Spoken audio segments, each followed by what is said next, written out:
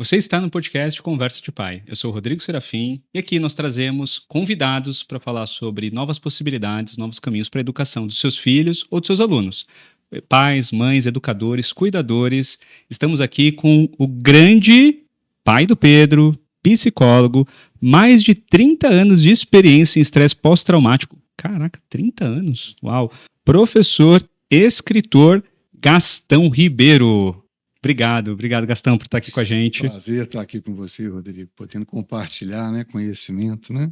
Conhecimento é leve, né? E eu acho que ele ajuda as pessoas a transformar vidas, né? Perfeito, a gente consegue. É importante a gente estar aqui conversando sobre trauma, sobre regulação, sobre criação de filho, né? É fundamental, né? Criação de filho é o que a gente mais faz nessa vida, né? A gente cria filho mesmo e ajuda outras pessoas a criarem os seus também, né? Você sabe que eu tenho um negócio muito interessante, porque eu sempre fui terapeuta, né? Então eu ficava muito no consultório o dia inteiro. Teve um momento em que eu mudei o meu consultório para minha casa, né, para poder conviver com o filho. Uau, né? Que história! É muito legal, cara. Teve um momento que eu falei, vou montar meu consultório em casa, e hoje ele em casa, até hoje, para eu ter a possibilidade de estar perto, porque eu estava vendo a infância ir embora e eu não participar dela. Né? Então é uma coisa importantíssima que eu acho que essa criação com amor, né? Essa criação com positividade, né?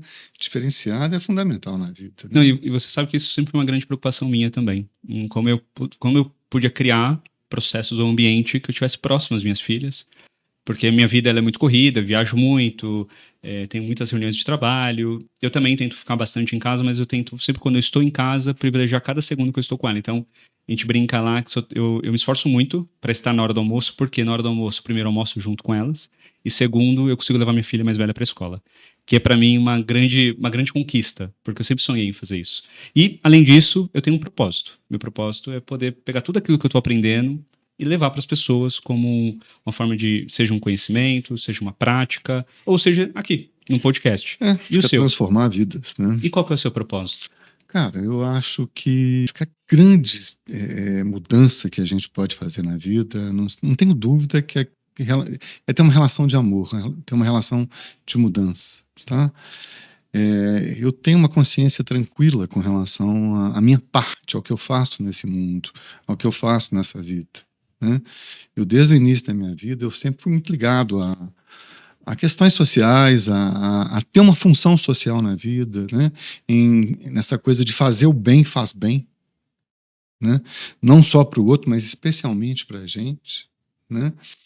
Eu tenho um projeto social há mais de 25 anos, onde a gente atende crianças que são traumatizadas, né, de baixa renda, né, a um custo quase zero, né, quando é presencial, é um custo quase zero, né, e além do mais é um projeto, né, de pesquisa, né, quer dizer, ali eu testo o que funciona, ali eu sei o que funciona. Ali eu sei o que vai dar certo terapeuticamente, né? Mas eu acho que a gente veio nesse mundo com uma função muito maior, né? Que é, de alguma forma, modificar, reconstruir um mundo melhor para as pessoas, tá? Eu tenho a consciência que eu faço a minha parte. Tenho uma experiência muito bacana, né? Com meu filho, tá? Ele tinha uns 8, 9 anos de idade, né? E ele nunca me viu dar dinheiro em farol, essas coisas que acontecem normalmente, né? E eu estava buscando ele no colégio, né? E vi uma mulher, né, desesperada, levando o menino para o hospital. Me dá um dinheiro que eu estou precisando levar meu filho para o hospital, tem que pegar o ônibus, eu dei o dinheiro. Ele falou, pai, não entendi. Você nunca dá dinheiro para ninguém? Né? Por que você deu? Meu filho, porque eu vi o desespero na cara dela. Por isso eu dei. Né? E eu tenho a minha consciência tranquila, cara. Eu faço a minha parte nesse mundo. Você fez a sua parte com aquilo que você viu e com a conexão com o que você Quando eu tenho um projeto que a gente atende, né, centenas de crianças gratuitamente por ano, né, sem um custo, né, quer dizer, na verdade, eu até gasto para ter aquilo ali, num certo sentido, né, aquilo me deixa com a consciência super tranquila.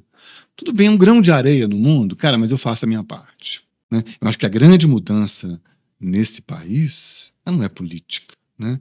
É cada um de nós que faz a sua parte. Concordo. É você com o seu podcast, é eu com o meu trabalho, né? É a construção de um mundo mais humano, né? É a construção de um mundo mais legal, diferente, né? Isso é fundamental na vida. E como que funciona esse projeto? Qual o nome desse projeto? Ele chama Projeto Trauma, tá? Ele é trauma por quê? Porque no começo dela, era um projeto trauma infantil. Qual que é a ideia básica? Era ajudar crianças que não tinham condições, né, de ter uma terapia adequada, especialmente de trauma, que trauma, uma terapia cognitiva não é funcional, Uhum. tá? Pudesse ter acesso a uma terapia de ponta. Tá? Então, nós começamos com um grupo pequeno de pessoas, né, que eram alunos meus, eu já trabalhava com estresse pós-traumático, eu já tinha um conhecimento da área, né, a atender numa creche de periferia, até uma cidade aqui perto, né, que chama Nova Lima, né, é próximo, cerca de 20 quilômetros, 10 quilômetros daqui, né, e isso foi expandindo, né, hoje a gente tem um projeto social que atende, né, presencialmente em Belo Horizonte, numa creche, num abrigo de crianças, né? E desde o ano passado nós demos um salto um pouquinho diferente. Qual que foi?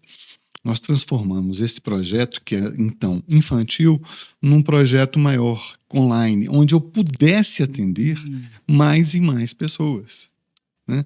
Onde eu pudesse, de alguma forma, poder abrir isso para que as pessoas possam atender e também para que as pessoas que trabalham comigo, né, para as pessoas que estão começando a estudar comigo, pudessem ter um lugar onde trabalhar, onde testar aquilo, onde treinar terapeuticamente, Legal. né, trabalho, quer dizer, elas Todo mundo se ajuda. ajudam e recebem ajuda quando estão naquele papel ali, né?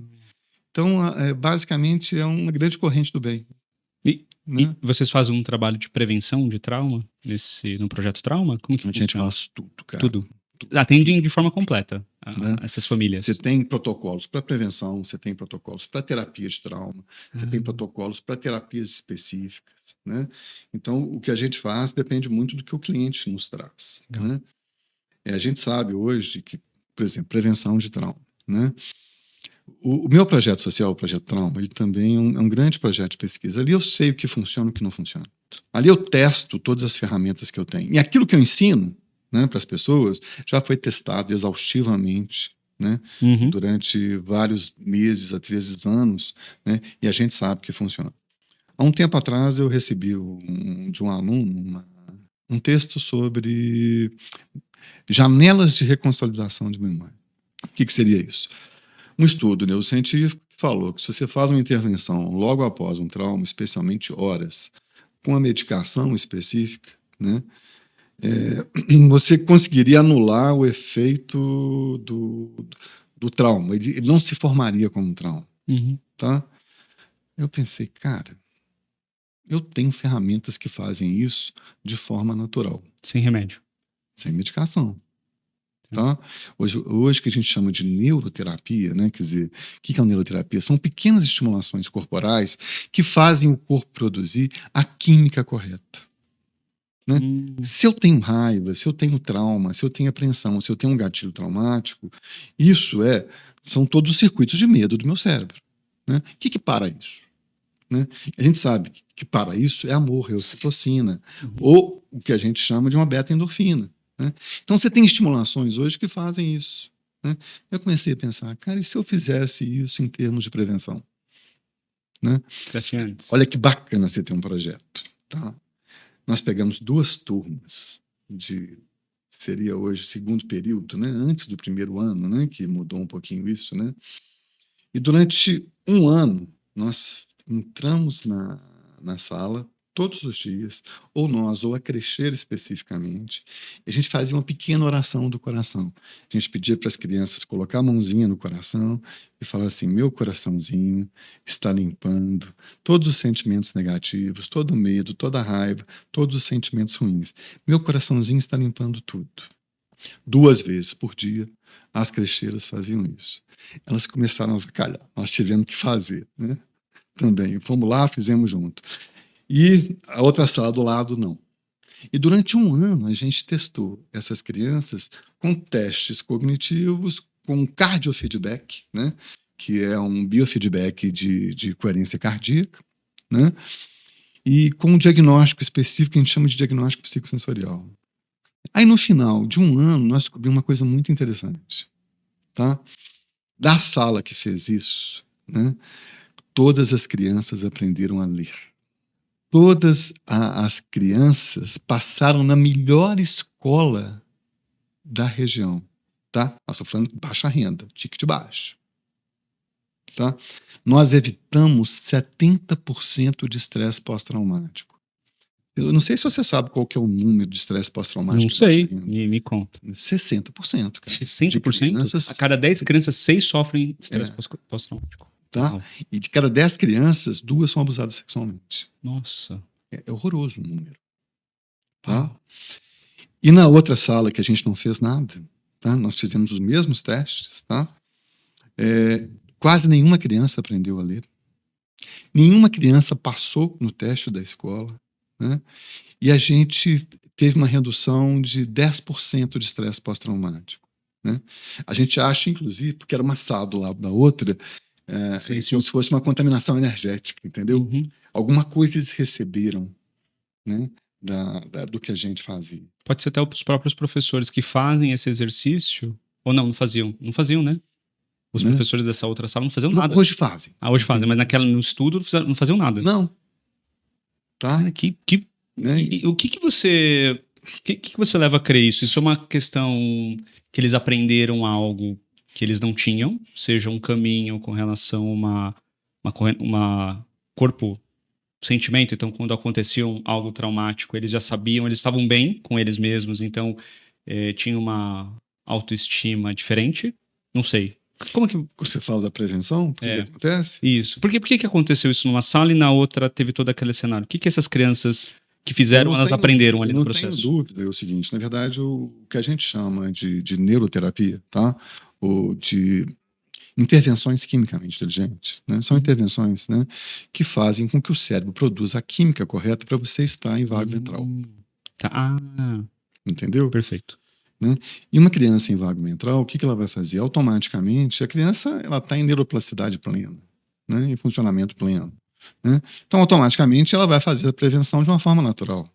A outra sala, não. A outra sala ficou ali no acionamento de gatilho traumático, né? na questão ainda de uma criação violenta, né? De professores violentos, né? Que acontece, infelizmente, nesse país e no mundo inteiro, não só aqui. Sim, sim. Né? Deixa eu te contar, mas o mais interessante não foi isso, não. A gente fez esse estudo, tá? Aí, logo depois do estudo, né, houve um acidente de barragem, tá, em Minas Gerais, tá? Eu estava em Portugal dando aula, tá? Não estava nem aqui, não.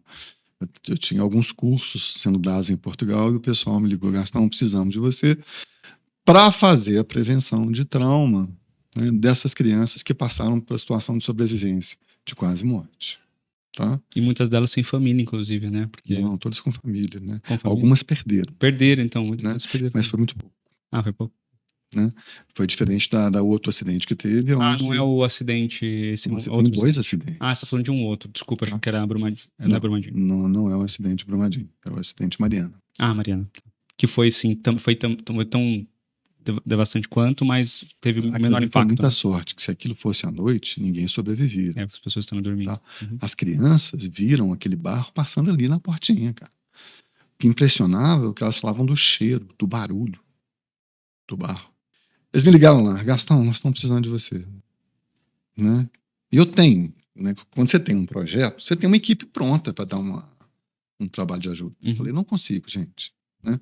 Eu só vou estar, isso era uma quarta-feira, eu só vou estar no Brasil na segunda, na terça-feira.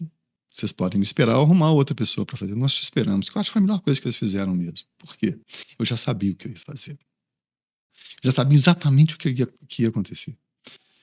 Cheguei aqui, nós fomos direto para lá. A gente montou uma equipe rápida, fomos com 5 pessoas para lá, né? E nós ficamos durante 45 dias lá, fazendo esse trabalho de prevenção. Né? Fazendo a mesma coisa que eu tinha feito no projeto. Tá? Todos os dias a gente entrava na sala das crianças, tá? E cada dia a gente trabalhava um sentimento específico com as crianças que estavam ali. Eram 400 crianças. E na primeira semana que a gente estava lá, foi muito interessante, porque caiu uma tempestade horrorosa.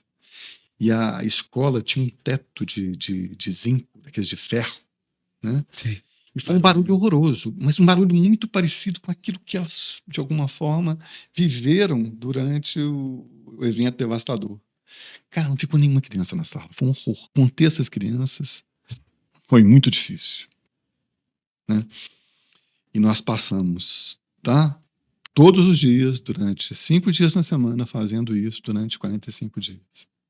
Isso. No final desses 45 dias, nós avaliamos, tá?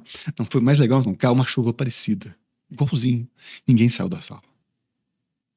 Depois dos quantos dias depois? Né? Isso quase 35 dias depois. Nossa. E no final desses 45 dias, o que eu acho mais interessante é que a gente fez uma prevenção de 70%, 75% das crianças que estavam ali, né, de estresse pós-traumático. Né? E os 25% que ficaram já eram crianças que tinham traumas anteriores. Tá? Então, melhoraram, mas a gente não conseguiu fazer uma prevenção completa. Né? É como se tivesse arrancado uma casquinha que não tinha ainda cicatrizado. Sim. E o mais lindo foi que, no final, eles fizeram um teatrinho pra gente na sala de aula, né? E no quadro estava escrito: vocês tiraram o medo do meu coração. Tá? Isso valeu a experiência. Né? É claro que eu fui contratado para fazer isso, né? Eu ganhei muito bem para fazer isso, mas aquilo aí foi a melhor paga que eu tive. Né? Saber que aquilo que eu fiz foi efetivo para alguém, aquilo mudou vidas. Né? Que eu acho que é a grande função nossa no mundo, mudar vidas. Eu falo que a profissão que a gente tem devia ser a mais bem paga do mundo, né? Que a gente leva muita luz para a vida. Tenho certeza disso, tenho certeza. Se fizer uma prevenção até 45 dias após um trauma, ele não se forma como trauma. Né? Então, por isso a importância de um trabalho preventivo em estresse pós-traumático. Tá? E preventivo quer dizer o quê? Você tem que usar ferramentas certas. Tá? Não basta apenas acolhimento. Eu preciso fazer intervenções quimicamente inteligentes para eu conseguir fazer realmente uma prevenção de estresse pós-traumático. Quando você fala de prevenção, você está falando de coisas que nós... Vou trazer o universo para o universo dos pais, tá? Vou sair do consultório e vou para o universo de casa. São coisas que eu posso fazer na minha casa, que eu posso ajudar as minhas filhas, por exemplo. Se acontecer algo que vá gerar um trauma nelas, elas teriam ferramentas para lidar com aquele problema. É isso? Isso. E quais seriam essas ferramentas? Eu tenho hoje no YouTube, no meu Instagram, tá? Quem quiser acessar, vai lá, né? Essa ferramenta que eu usei lá com os meninos, né? Nos acidentes de barragem, né? Prontinhas, eu ensino a fazer. E muitas crianças que têm chegado no meu consultório hoje, muitas vezes eu nem faço a terapia. Eu ensino para os pais a fazerem isso com elas. Eu ia perguntar isso agora. Se você, no seu processo de terapêutico, você ensina os pais a fazerem isso na sua Claro, cara. Que legal. A gente chama de oração do coração, tá? E eu peço para os pais fazerem à noite, normalmente, junto com a oração que os pais normalmente fazem, né? Com a criança, né? Meu coraçãozinho está limpando todos os sentimentos negativos, todo o medo, toda a raiva, né? Nossa, que... Além de criar um espaço de amor com a criança, um espaço de corregulação, que é muito legal, que é muito bacana. E você tá... Quando você fala, você comentou lá atrás sobre o vago ventral. E a importância desse vago ventral aqui nesse processo com relação ao que você faz hoje. Uma pergunta que eu queria te fazer, porque eu sei o que é, mas não sei se todo mundo que está assistindo sabe o que é o vago ventral. Você pode explicar de forma simplificada o que é o vago ventral? Pode sim. Não sei se tem como simplificar. Não, tem sim. Eu acho que a gente tem que colocar essas coisas de forma mais simples para as pessoas entenderem. Porque a gente consegue acessar mais pessoas, né? Quando é mais simples. Perfeito. Tá? O que é o vago ventral, né? É engraçado, né? Que a primeira vez que eu tive acesso a isso foi há muitos anos atrás, né? Foi até com um professor meu, que é o Skerman, um grande amigo, né? Que ele falou: tem um cara lá na Flórida falando um estudo novo, né? Que o nosso nervo vago ele não seria só o simpático e o parasimpático. Mas é muito novo, Gastão. Mas é muito bacana o que ele está falando, tá? Nós não somos apenas aquilo que pensamos. Correto? Correto. Né? para vocês estarem me assistindo nessa conversa aqui, né? Vocês têm que ter um nível de glicose no sangue, tem que ter um batimento cardíaco, tem que ter uma pressão adequada para fazer um processo de aprendizado. Uhum. Isso passa por onde? Pelo nosso sistema nervoso autônomo, que regula aquilo que eu preciso para estar aprendendo, para estar relacionando, para estar vivendo. Perfeito. Tá? O nosso sistema nervoso autônomo, né, ele tem uma parte, né, que é chamado nervo vago, que faz parte dos nossos nervos cranianos, Uhum. né, que é um nervo extremamente emocional. Tá? O que o nervo vago faz? Inicialmente, ele é dividido em simpático e parasimpático. Uhum. O que é o simpático? Se eu faço um exercício físico, tá? Eu não posso estar muito relaxado. Eu tenho que ativar meu corpo. Aí o simpático entra, que é um simpático regulador, e aumenta meu batimento cardíaco, né? Mas se eu tenho que descansar, eu não posso estar muito agitado, eu não posso estar com batimento alto. Aí entra o parasimpático para parar, tá? E nós teríamos, tá, um estado de autorregulação. É quando o simpático e o parasimpático se regulam, tá? Fazendo com que o corpo funcione em flow, em funcionamento máximo. Uhum. Tá? Sim. Mais uma dicasinha para vocês. Tá? Se eu cortar a minha mão aqui, eu morro? Não. Por quê? Porque a quantidade de sangue que vai sair é pequena, talvez? Nós temos uma autocura corporal. Ah, sim, a cicatrização. Exato. Sim, Meu corpo ele cai, traz plaqueta, ele fecha isso sim, aqui. sim. Você concorda comigo? Concordo. Né? Uhum. Se eu tenho uma autocura corporal, eu também não teria uma autocura emocional. Sim, faz total sentido. Vocês concordam comigo? Concordo. Tá? Sim. Toda vez que eu estou em autorregulação, onde o simpático e o parasimpático, né, estão funcionais, eu estou em autorregulação e eu estou em autocura emocional. Eu consigo compreender melhor, viver melhor, regular meus filhos e muito mais. Né? O que o Porres sacou? O Porres foi de uma sabedoria fantástica. Aliás, é um cara fantástico. Né? Quem tiver a possibilidade de estar com ele pessoalmente, né? Brilhante o cara, brilhante. Né? E eu fiz curso com Porres há 10 anos atrás. Né?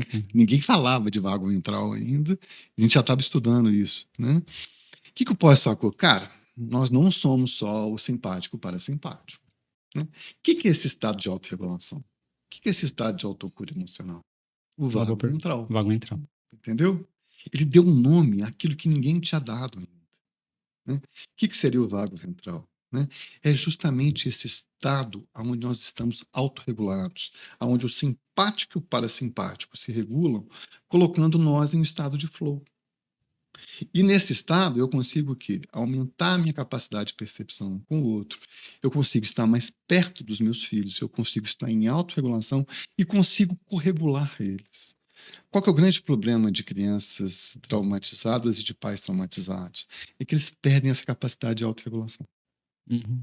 Por quê? Porque o trauma tira você desse estado de vago ventral e te coloca ou no simpático ou no congelamento, no colapso. Eu tenho aquela E frase. nessa hora eu não tenho regulação. Você não consegue. Porque é aquela frase do pais feridos ferem. Exatamente porque ele não. Ou ele não conhece, ou ele viveu algo no passado e ele acaba trazendo isso para a forma de educar os filhos. Faz sentido isso também? Mais feridos ferem. Tá? Você pode pegar a cachorrinha mais doce do mundo. Se você acuar ela num cantinho, ela vai te morder. Sim. Entendeu? Uhum. E daí a importância, né, das terapias de trauma. Né? Por quê? O passado é o chão que a gente anda hoje. Sim, sim. Perfeito. Entendeu? E os gatilhos traumáticos, eles formam regiões do cérebro que não são do nosso córtex, onde nós pensamos. Eles fazem memória de regiões dos cérebros muito primitivas. Né? Se você é assaltado por alguém de boné branco, se você vê alguém de boné branco na rua, aquilo vai te gerar um pavor. Mesmo você sabendo que aquela pessoa não vai te assaltar. Por quê? Porque você aciona uma parte do seu cérebro que é lá no miolinho. Tá? Se você pensar o cérebro como se fosse uma mão, Uhum. tá? O nosso pré-frontal, nosso cérebro avaliativo está aqui. Uhum. Aqui eu penso, aqui eu avalio, aqui eu comparo. As terapias mais tradicionais, elas funcionam aqui. Tá? Informação contra informação e transformação. Uhum. Quando eu tenho um trauma, eu tenho uma memória aqui na amígdala hipocampal, no miolinho da minha mão, né? Que eu não controlo com o meu pensar. Daí a importância das terapias também somáticas, que vão usar o corpo para parar as emoções. Tá? Daí, o que é terapia somática? O que a gente chama de um procedimento mais somático é quando eu uso o corpo para parar a emoção do trauma. Tá legal? É o que você fez, o que você faz no projeto. Exatamente. Quando eu peço para a criança colocar a mão no coraçãozinho e respirar, eu estou usando uma ferramenta que chama coerência cardíaca, Ah, tá. tá? Que é uma integração entre cérebro e coração, promovendo o estado de vago ventral, o autocura emocional, tá? E com isso eu desativo todos os gatilhos traumáticos da criança, né? Eu tenho que ter a pegada corporal, tá? S- Você já teve um medo na vida? Sim, Já? sim, já. Todos nós passamos por isso na vida. Você vira para você e fala assim: você não vai ter medo. Adianta alguma coisa? Não, zero. Hã? Zero. O que as pessoas normalmente te falam nesse momento? Elas... Respira. Respira. Que é a melhor coisa que eles podem falar para você é isso, É. tá? Porque instintivamente você já sabe que você tem que ter uma pegada somática corporal, E a respiração é né? uma das. Porque pensar, fique calmo, para chegar lá na amígdala hipocampal, que é onde Esquece. está ativado, Se perdeu ali no meio do 2 horas, 3 horas, É. tá? Agora, tudo que sobe pro corpo, do corpo pro cérebro é muito rápido. Isso por sobrevivência. Então, se eu quero parar uma ansiedade, um medo, eu tenho que usar o corpo. Eu tenho que ter uma pegada somática, né? Daí as ferramentas de neuroterapia, que vão fazer isso rapidamente. Quando eu faço uma estimulação como essa aqui, quando eu faço coerência cardíaca, eu estou automaticamente colocando o corpo em vago ventral em funcionamento máximo, né? Você sabe que eu vou fazer um comentário rápido sobre medo, né? Eu não tenho medo de bicho, essas coisas, não tenho zero problema. Mas eu tive alguns episódios da minha infância com rato. E é tão curioso isso, porque nós fomos no. Inclusive aqui em Minas, lá na Mantiqueira. Nós fomos no Hotel Fazenda e fomos. A minha filha queria visitar os animais à noite. Aí eu falei, putz, aí eu fiquei pensando na minha cabeça, né? Cara, à noite, onde tem comida, um ambiente aberto, vai ter rato lá, é certeza. Aí eu mesmo comecei a travar. Não, eu falei, bom, eu vou ir com ela, né? É uma experiência, deixa ela vivenciar essa experiência. E foi muito engraçado. Aí nós entramos no canteiro onde tinha os animais. Aí tinha um animal, eu falei, nossa filha, que animal é aquele? Tava grande assim em cima do negócio de comida e foi chegando perto.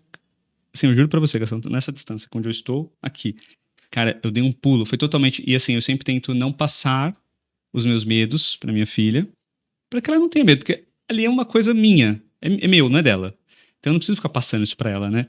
Mas eu dei um pulo.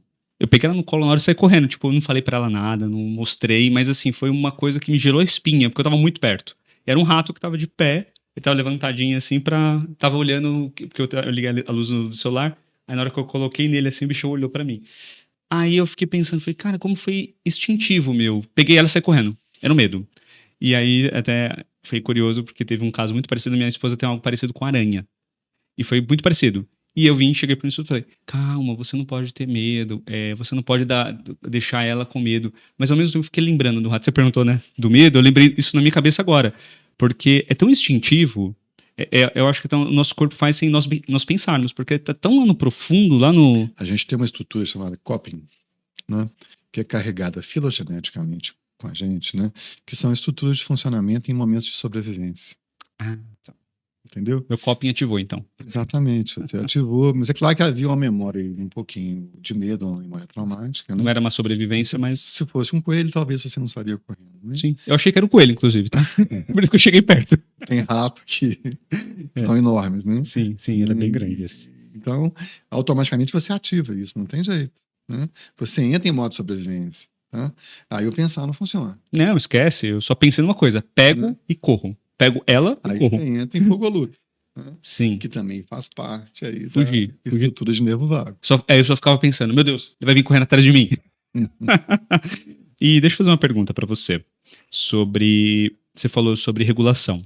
Como é que é isso de, é porque eu ouço muito, eu aprendi também algumas técnicas sobre corregulação. Eu sei que pelo que você falou aqui agora há pouco, que eu anotei, acho que está muito alinhado a esse processo. Mas o que que é a corregulação e a autorregulação? Tá. São dois conceitos um pouquinho diferentes, né? Eu acho que é Uhum. importante das pessoas entenderem, tá? O que é autorregulação? Autorregulação está muito ligado ao que a gente chama de vácuo ventral, Tá. tá? Que é o nosso corpo em funcionamento máximo, em flow, tá? É quando o sistema simpático e parasimpático se controlam e eu faço o meu funcionamento máximo. Na autorregulação, eu estou em autocura emocional, em autocura corporal, Sim. tá? Eu estou de alguma forma, minha capacidade de aprendizado muito maior, né? Eu consigo ressignificar as minhas experiências emocionais, né? De uma forma mais clara e rapidamente, né? É, na verdade, é a força que eu estou destinado a ser. Tá. Eu sou o meu máximo ali, tá? Isso é legal, gostei. Posso fazer uma pergunta? Pode, claro. Você pode dar uma dica de como a pessoa consegue a autorregulação? Você tem várias ferramentas de autorregulação, tá? Sim. Inclusive as terapias atuais, né, o que a gente busca normalmente é isso, tá? É colocar o corpo em autorregulação, especialmente as terapias de trauma, tá? E você fazer o replay, né, da situação traumática com o corpo em autorregulação. A gente só consegue isso com estimulações corporais, né? Ou com algumas estimulações cognitivas, né? Existe o que a gente chama de estimulação vagal e freio vagal. É quando nós usamos o nervo vago para encontrar esse estado de autorregulação. Tá? O freio vagal, o que, que é? São ferramentas que você usa para tirar o cara da vibe traumática para colocar ele na situação de autorregulação, de flow ou de vago ventral. Tá? Que é normalmente você mudar o tom de voz, uma voz mais calma, ou você fazer um movimento de engajamento social, né, com a pessoa, que é normalmente isso, né? É um sorriso sem dentes, algumas coisas que vão chegar. Mas a gente sabe hoje que se o trauma for muito profundo, o freio vagal, ele joga a pessoa no simpático, ele não joga a pessoa no vago ventral, Ah, tá. tá? E nós temos estimulações hoje, são estimulações corporais, que fazem o corpo entrar a gente chama isso de estimulação vagal, em vago ventral, tá? Se eu faço essa respiração com o coração, isso é uma ferramenta que chama coerência cardíaca, né? Que é uma ligação especial do coração com o cérebro, colocando o corpo em funcionamento máximo, que a gente alcança pela respiração, tá? Nós temos estimulações do nervo vago, né, que você consegue, de alguma forma, também jogar a pessoa lá, né?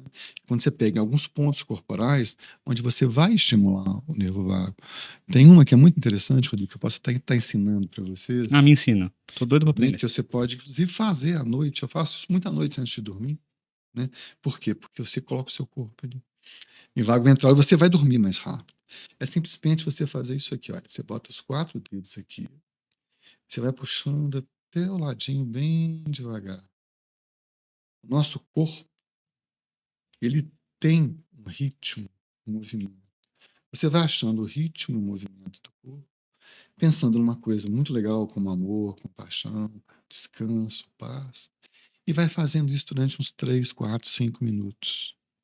Você fez aí? Sim, senti. É, a sensação é que te Uma, sen- acalma uma sensação boa mesmo, né? automaticamente. É, Gente, faça um teste aí em casa de vocês agora, porque funciona, tá? Eu funciona. adorei.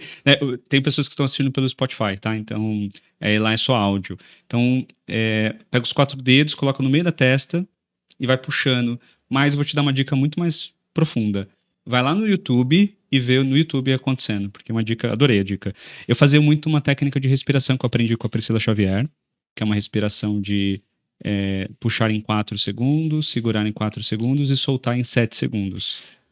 Que na verdade, quando você faz essa técnica de respiração, você está fazendo o que a gente chama de coerência cardíaca, tá? Legal. Então, por isso que ela funciona, tá? Porque você aumenta a conexão do coração com o cérebro. E eu tinha aprendido isso no yoga, e eu nunca imaginei Yoga que faz seria, isso, nunca imaginei que tá? seria vago ventral. Aquele movimento de yoga que você faz, aquele movimento de vrum, É a sonorização, né? exatamente, Vocalização. ela faz a estimulação de vago ventral. Ah, é por isso que eles falam que reverbera no seu corpo e você sente as vibrações, é Porque quando ele faz a energético. vibração aqui, o nervo vago ele passa por aqui. Ah, então yoga é pura vago ventral. Exatamente. Ah, que Por isso que é legal. muito legal. Pô, gente, tem que fazer yoga mesmo.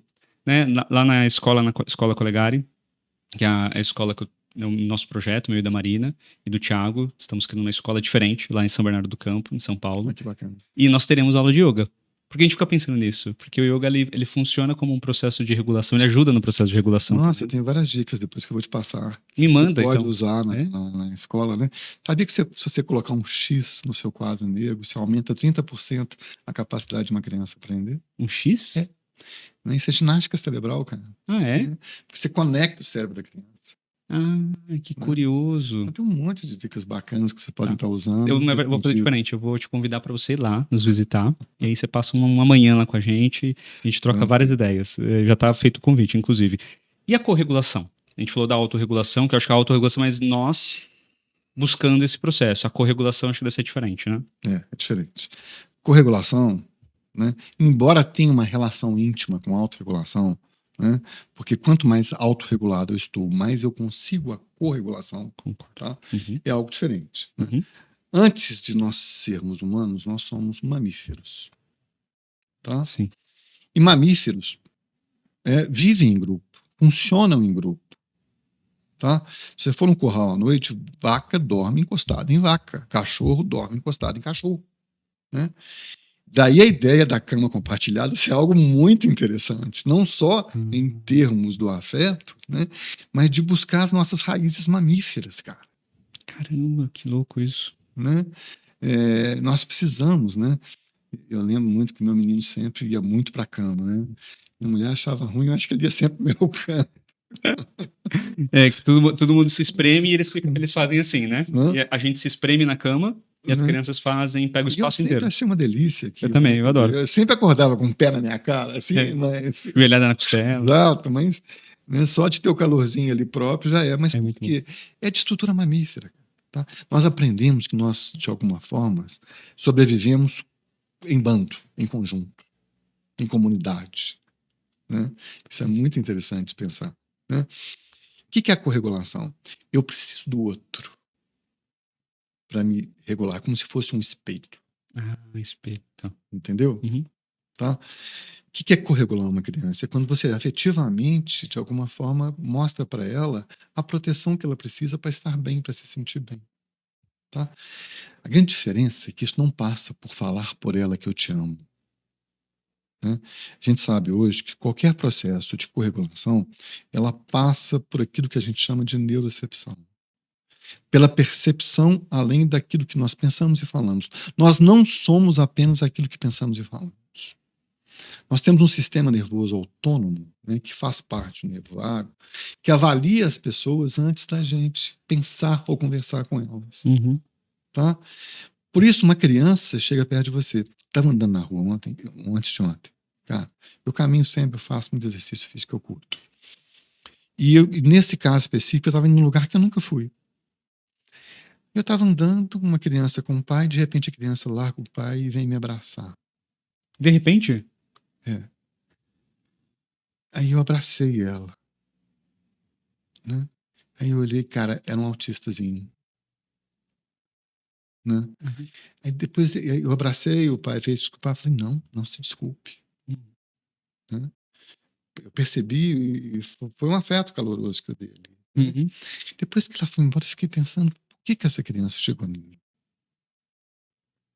Né? Acho que ela tava sim, precisando, talvez. Eu acho que ela sentiu esse espaço, Ela a sentiu. neurocepção de amor, de afeto. Né? Ela sentiu uma relação de confiança. Né?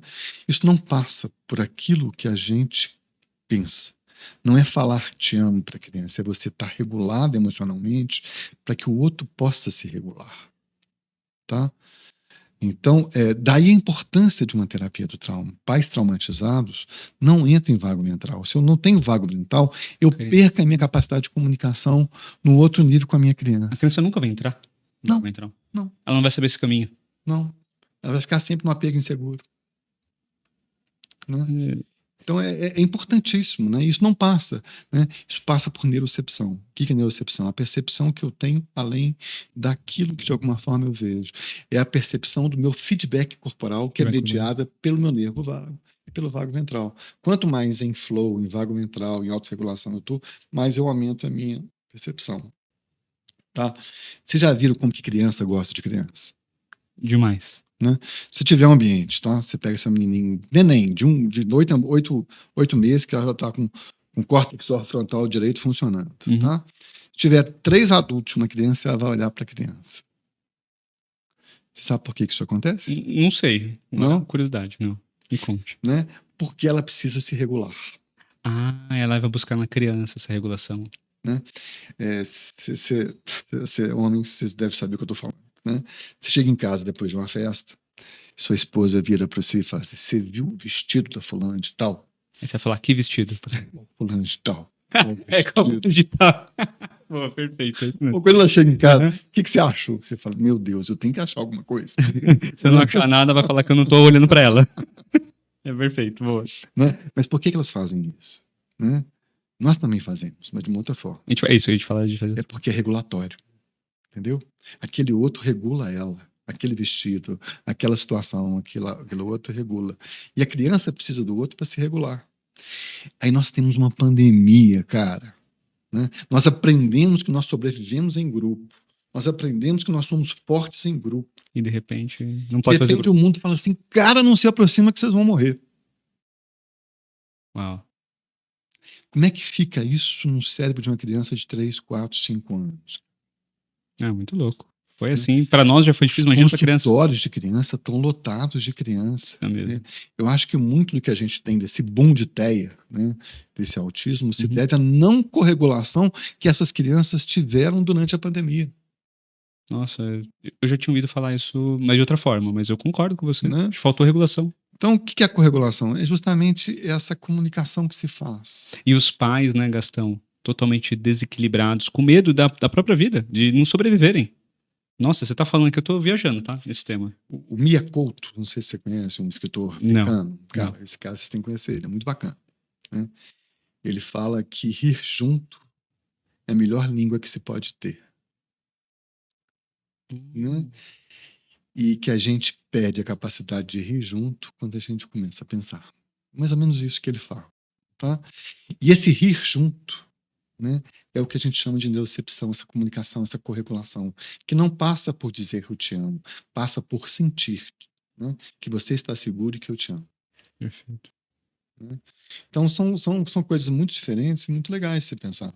Corregulação e autorregulação se complementam. Quanto mais autorregulado, mais corregulado eu permito estar com as pessoas. E como que nós, pais, conseguimos perceber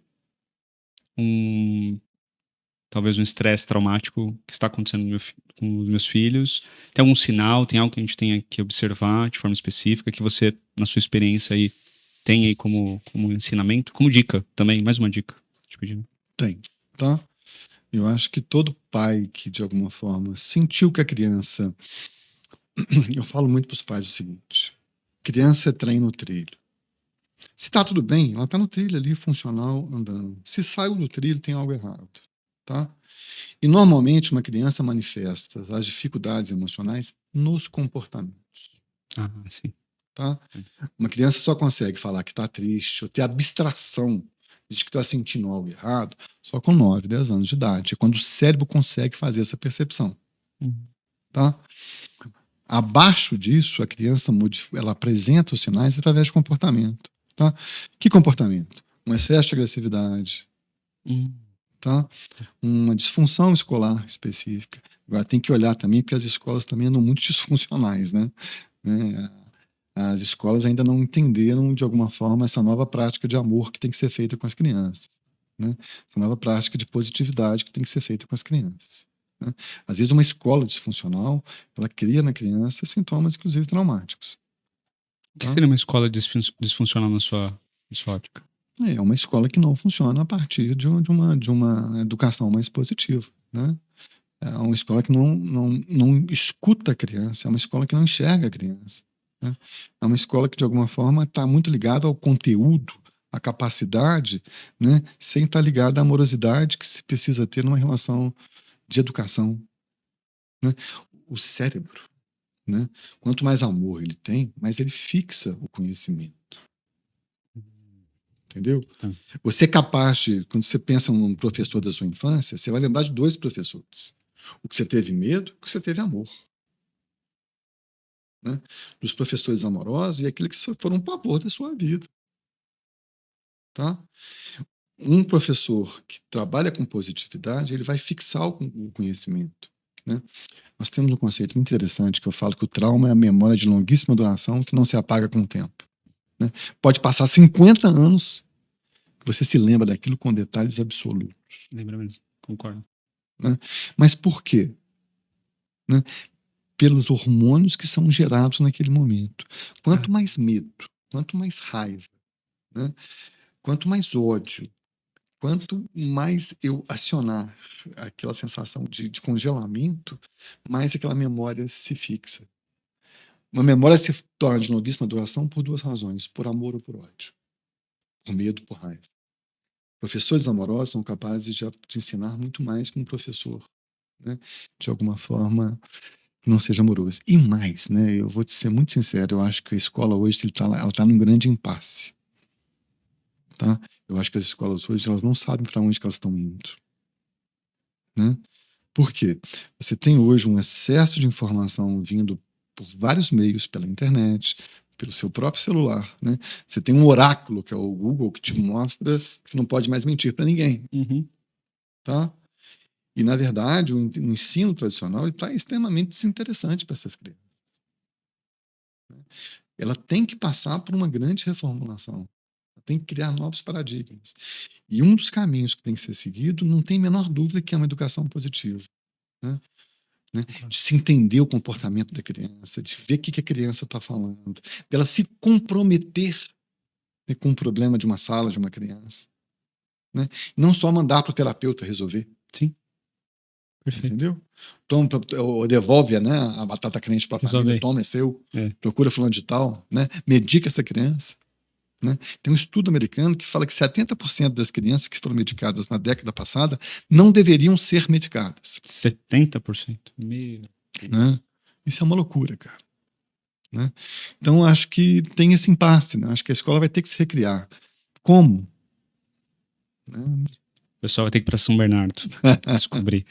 Óbvio que não somos a única diferente, mas nós estamos com a bandeira. É uma linha nova, é um caminho novo. Uma bandeira, entendendo que o ensino tradicional ele usa uma receita que não funciona mais. Não. Então nós temos que mudar essa receita. Não dá. Cara. E é só olhar como que está, né? O que não dá para você entender que aquilo que eu aprendi, né, há 50 anos atrás é o mesmo que se ensina hoje, cara. Não tem como. Da mesma forma.